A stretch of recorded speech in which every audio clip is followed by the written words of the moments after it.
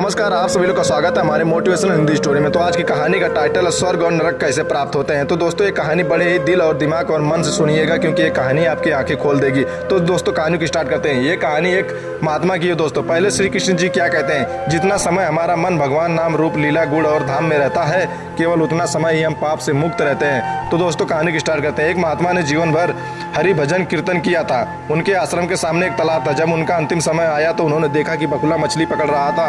उन्होंने बकुले को उड़ा दिया। इधर उनका शरीर छूटा तो नरक में जाना पड़ा। उनके चेले को सपने में दिखाई दिया कि महात्मा जी कह रहे हैं, बेटा हमने जीवन भर कोई पाप नहीं किया, केवल एक बकुले को उड़ा देने मात्र से नरक मिला है मुझे, लेकिन तुम सावधान रहना। जब इस शिशु का शरीर छूटने का समय आया तो वही दृश्य पुनः आया। बकुला मछली पकड़ रहा था। गुरु का निर्देश मानकर उसने बकुले को नहीं उड़ाया। मरने पर वह भी नरक पहुंचा। तब एक गुरु भाई को आकाशवाणी द्वारा पता चला कि गुरु जी ने तो बकुला उड़ाया था इसलिए नरक गए, हमने नहीं उड़ाया इसलिए नरक प्राप्त हुआ, पर तुम बच के रहना।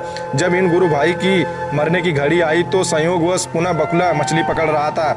गुरु भाई ने भगवान को प्रणाम करते हुए प्रार्थना की, भगवान आप मछली में हो और आप बकुले में भी हो। हमें नहीं मालूम कि क्या सही और क्या गलत है, पाप क्या है पुण्य क्या है, हमें नहीं पता। आप अपनी व्यवस्था स्वयं देखें, मुझे तो सिर्फ आपके चिंतन से मतलब है। बस इतना कहकर जब इनका शरीर का अंत हुआ तो उन्हें वैकुंठ की प्राप्ति हुई। श्री नारद जी भगवान ने पूछा, भगवान अतंता हुए नरक क्यों गए? महात्मा ने बकुला उड़ाकर कोई पाप तो नहीं किया। भगवान ने उत्तर दिया, नारद उस दिन बकुले का आहार मछली था, गुरुवर ने उसे उड़ा दिया। भूख से छटपटाकर बकुले का अंत हुआ, अतः पाप लगा, इसलिए उनको नरक जाना पड़ा।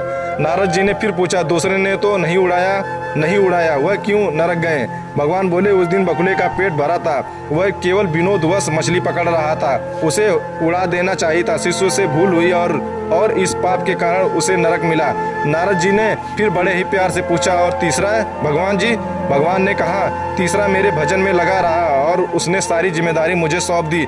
जैसा होना था वैसा ही हुआ, किंतु मुझसे संबंध जोड़ने के कारण और मेरे ही चिंतन के प्रभाव से वह मेरे धाम को प्राप्त हुआ।